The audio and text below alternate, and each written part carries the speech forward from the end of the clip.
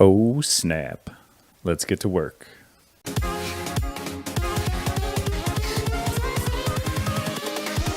Here we go. What is up, people? MisterToolbox back with another Amazon Lumberyard video. Beta 1.6 is out today, and it is a big one.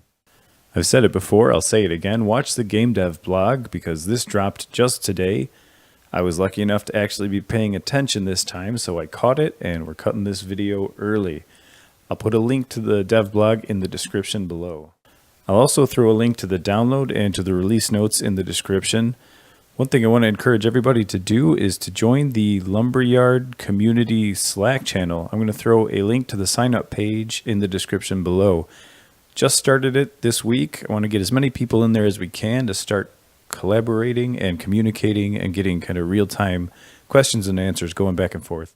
As has become tradition with new Lumberyard releases, the first thing I do is go to the highlights section and do a Control F for DPI, and I am thrilled to say that Lumberyard Beta 1.6 supports high DPI monitors. So if you're running on a MacBook or a Razer Blade laptop or just have super high resolution displays that you work with, you'll now see that supported in the editor. That is total win. Although I stream in 1080, so it doesn't help me much. On the streaming front, during my normal workday, I can now run that editor at 4K and be thrilled. As you can see from the game dev blog, the new hotness here is all about Twitch, and it's about Twitch MetaStream, which allows game creators and streamers to build the tools that let streamers create their own HTML pages that they can use for overlays on their Twitch streams. It lets you pull arbitrary data as long as the developers exposed it. Things like kill counts, health, pickup counts, mini-maps, anything you can think of. As long as you expose it with code, and they say it only takes one line of code to expose, you can give the streamer the ability to set up their overlay exactly the way they want it, cater it to their audience, what they're interested in. I think it's really, really cool stuff. I can't hope to cover it here in this video. I want to just stick to the highlights in 1.6, but I will come back and cut some videos that focus on Twitch MetaStream because I'm of the opinion that Twitch and the Twitch integration and sort of social gaming and streaming are a really, really great strong suit for Lumberyard. I say that because the other updates you'll see are about making Lumberyard a more well-rounded games engine for the developer to make excellent content. Whereas I think with the Twitch integration stuff, it's more about making experiences that haven't been made yet, haven't been kind of conceived of yet. It's a new way of interacting, sort of a new paradigm for gaming. I think there's a big future there. I can't wait to see what people do with it. As someone who's got a Twitch stream up pretty much all day long and is a faithful member of the BrewCrew, shout out John of All Games, annotation on screen, I couldn't be happier about this. I'm really, really excited. All right, I'm going to stop ranting about Twitch for now, but do be on the lookout for the Twitch MetaStream videos coming up when I get them done. We'll move on to some of the other highlights. These are going to be my personal highlights. They won't be reflective of what's kind of on the highlights page of the release notes. They certainly won't be in that order. I don't want to sit here and read that stuff to you. You are sitting in front of a computer, I presume, and can look at them yourselves. But I want to talk about the stuff that kind of spoke to me as I read through it. First and foremost is the component entity system. It's continuing its inexorable march into full-fledgedness and out of preview.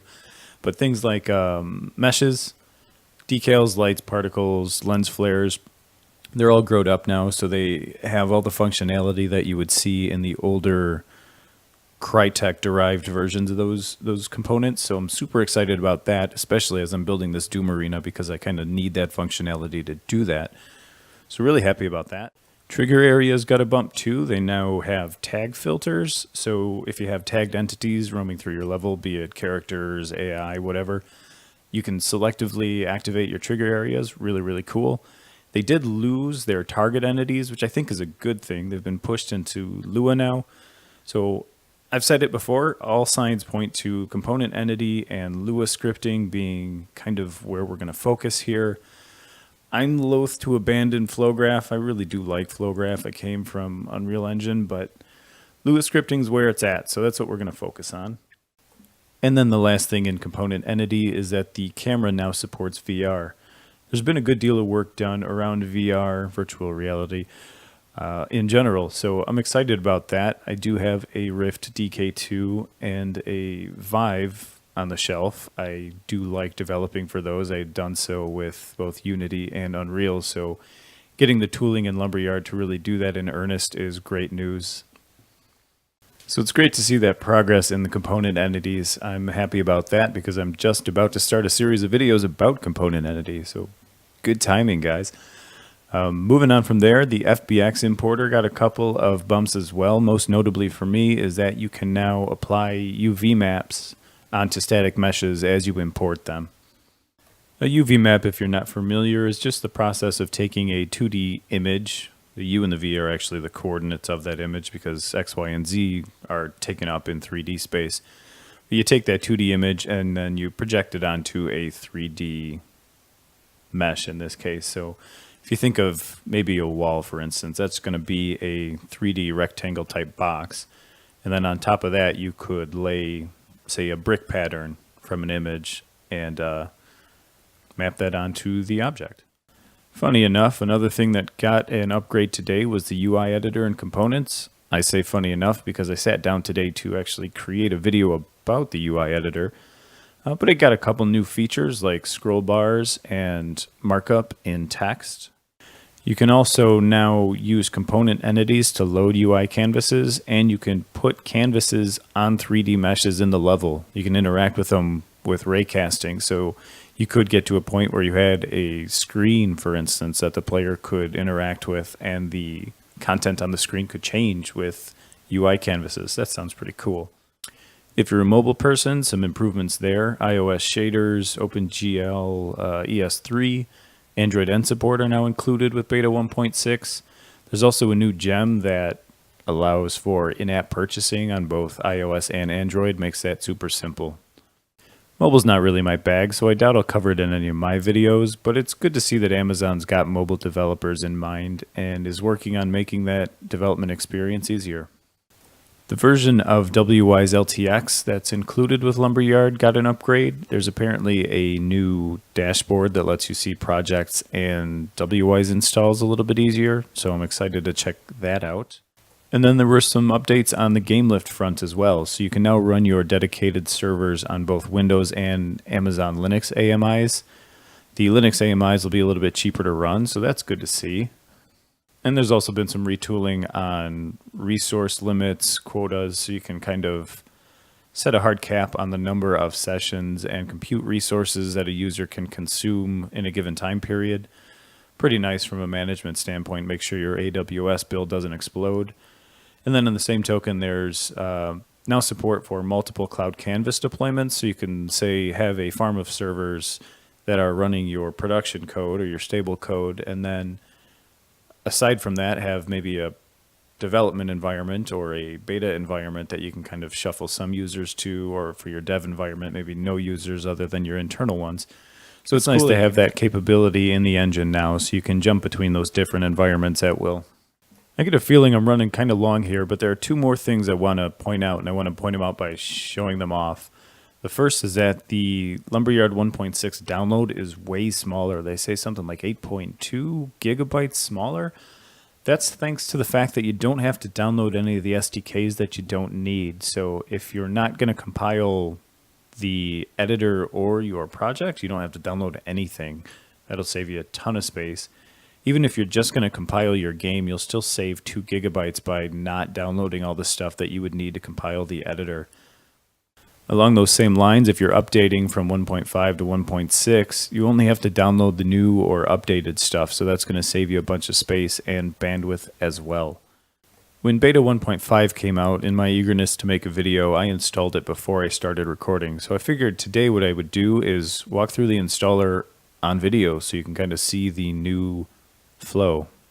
Bear in mind, I've got 1.5 installed, so I'm going to have a lot of the prerequisites installed already. I expect I'll have to download the new version of WY's and a few other things, but it'll be interesting to see how this goes.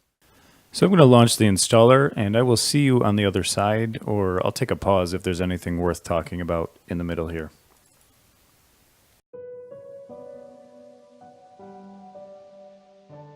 So you'll see I just changed the install to my D drive and the main splash screen isn't updated. It's okay. That's the same as with 1.4 or 1.5 and God knows what other versions. It will install the right disk, but it's worth calling out that this local disk C isn't going to change. So beware of that. It will install where you want it to. You just won't see that updated here on the main screen. Back to hyperspeed.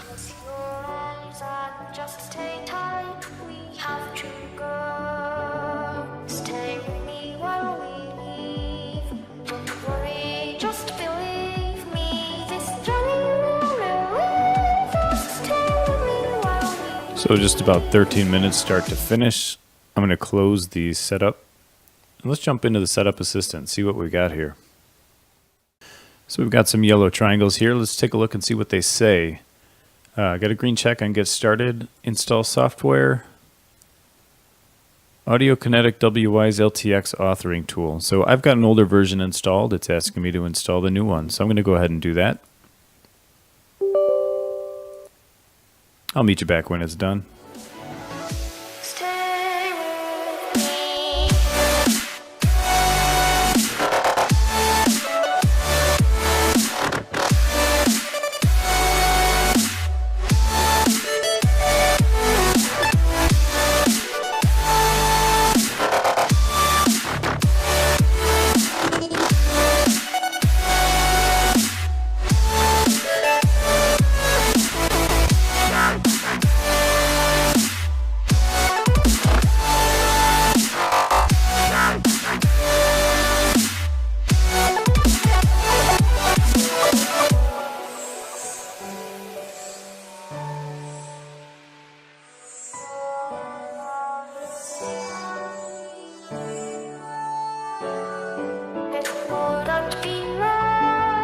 So about 4 minutes to install WWise. It's kind of cool. It has a little launcher. You can see the versions you've got installed. You can see the projects that you've got installed or are working on. Samples. That's pretty cool. I like that.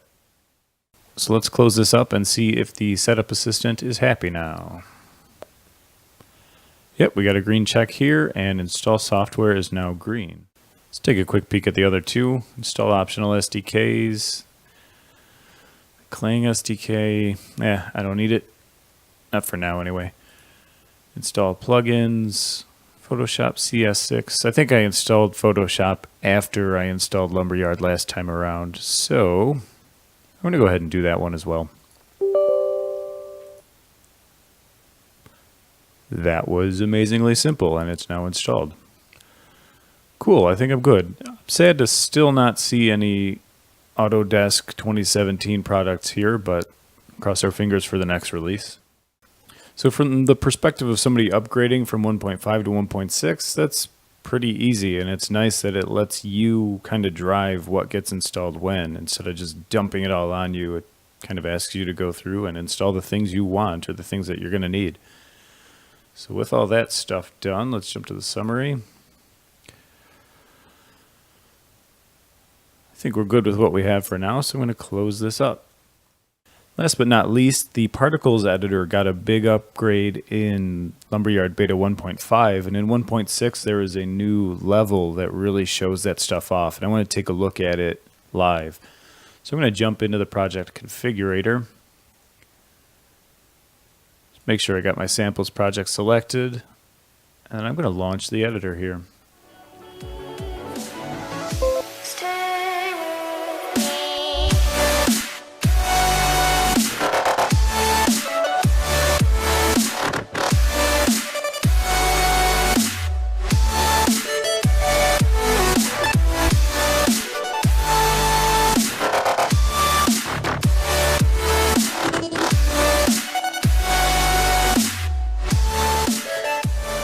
As is tradition, the first time you launch a new version of the editor, it's going to prompt some asset processing, stuff like that. So it takes a little while the first time. It'll never take you that long again, so don't be too worried about it. But I'm going to jump into open level, expand levels, samples, and the particles technical sample. Let's open that up.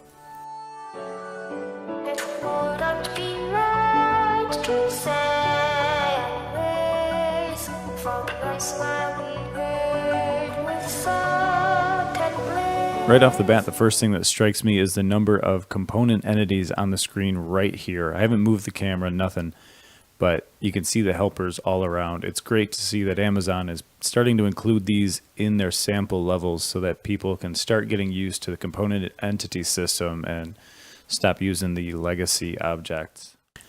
So let's take a quick fly around and see what we got. Whoa. I'm going to notch my speed back just a little bit. Let's say half speed. So they got nice little tickers here. You can see that we've got particles being affected by the wind speed. The wind speed, of course, being kind of displayed by these arrows here. So you've got the smoke coming up and then being pushed over. Physics, very cool. Particles with wind entity. So this is actually a entity. That's pretty neat. This is the first time I've seen this, so I may say something kind of unintelligible, but I just want to take a look. Animated texture. Oh, so that water's an animated texture. Oh, wow, that's cool. We've got a custom particle material. Oh, man, those particles are actually on the material on this object. Mind blown. And then target attraction. So you're spawning particles here and then attracting them to a tag point. Those are some cool oh god, there's more. Let's go over here. There's a screenshot of this guy in the dev blog, but particle collision, colliding with this sphere on the ground. You can see the sparks kind of landing on the ground here and then being split into two. That is super awesome. Mesh particles. Oh, so the particles are actually meshes themselves, complete with skins on them. Man. Moving along, we've got GPU particles. Oh my word, look how many there are. So traditionally CPU, or particles are rendered by the CPU, or at least calculated by the CPU. So you can only have a finite number of them, right? And you can still only have a finite number with GPU particles, but it's much larger. So there are usually some shortcomings as far as emissive properties, things like that with GPU particles, but what they lack there, they make up for in sheer numbers. And that looks so awesome. And then we've got gravity entities. So this is streaming upward, but these have gravity on them that are affecting where these particles go. You can see the lines right here pulling it up. Pushing it that way. Wow, that's pretty sweet. And turbulence. I don't know enough about physics to talk about how turbulence really affects particles, but you can see that there's sort of a vortex action on this particle stream coming up. And you can use that to make dynamic and interactive particle streams. That's really neat as well. Wow, so there are some impressive effects on display in this level. The older particles example had some kind of nice fire and laser type stuff, but this really shows you what Lumberyard's capable of with particles and gives you some practical examples that you can then co-opt and build upon in your own levels. I could see a lot of these making some cool interactive experiences. I'm particularly stoked about this one, particle collision. I think that just looks neat, and when you start getting into physics on component entities, I think it's going to come in handy. So yeah, definitely jump in, take a look. I'm sure there's a bunch. Yep, we've got flow graph here as well. So there's some flow graph examples in here that you can take a look at and get some ideas for your own level. All right, if you made it this far, you deserve a commendation. Definitely jump in, take a look at that particles example. It's really pretty awesome. Download the new version of the engine. I'll drop the link in the description below. And over the next few videos, I'll start taking a look at some of these new improvements as they come up. I'm still going to try to get through UI and component entity before I diverge and start looking at Twitch MetaStream and stuff like that. But as is the case pretty much every day in my life now, the backlog continues to expand. I think Amazon's done a bang-up job with Lumberyard Beta 1.6. I'm excited to hear what you guys think about it. So questions, comments, feedback, drop it down below. And one final plug, because I can't help myself, I'm going to drop a link to the Amazon Lumberyard community Slack down in the description below. Please do join. There's a couple of us in there now. I'd love to get the numbers up and get the conversation flowing. That's going to do it. So thanks for watching. And as always, do not forget to hit that subscribe button.